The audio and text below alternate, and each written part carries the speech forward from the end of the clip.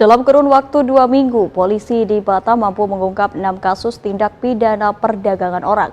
Dalam kasus tersebut, polisi mengamankan 11 tersangka, 2 diantaranya warga negara asing. Kasus tindak pidana perdagangan orang atau penempatan pekerja migran Indonesia secara ilegal masih banyak terdapat di Batam.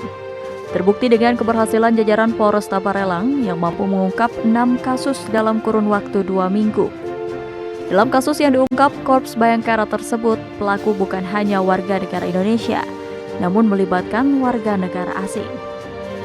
Dari 6 kasus tersebut, polisi berhasil mengamankan 11 orang tersangka, 2 diantaranya merupakan suami istri warga negara Malaysia. Selain itu, dalam kasus ini, polisi juga mengamankan 13 orang korban yang akan diberangkatkan ke luar negeri. Ke-13 korban kini telah dipulangkan ke daerah asalnya di Flores, Nusa Tenggara Timur, Pulau Jawa, dan Sumatera. Dari pengakuan tersangka kepada polisi, tersangka mendapat keuntungan sebesar sekitar 1.400 hingga 1.800 ringgit Malaysia untuk pengurusan CPMI per orang.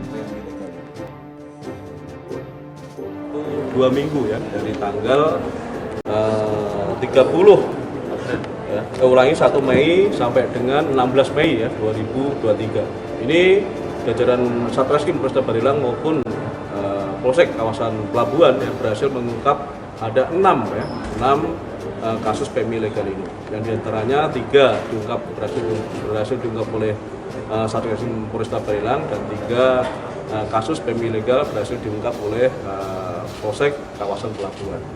Dan dari 6 kasus ini PMI ilegal, kami berhasil mengamankan ada 11 tersangka ya, yang berhasil kita amankan dan 13 korban daripada PMI ilegal yang akan diberangkatkan ke luar negeri ya. Ini tempat tujuannya yaitu Singapura dan Malaysia.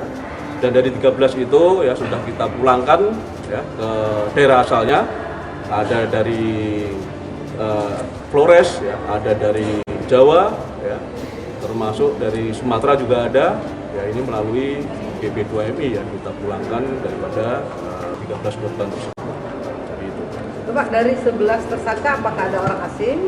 Ada ya, jadi dari 11 tersangka ini ada 2 orang asing, ya, yaitu warga negara Malaysia, infonya suami istri ya, yang akan memberangkatkan, akan menampung ya, jadi PMI ilegal yang orang Indonesia yang akan dikerjakan di Malaysia.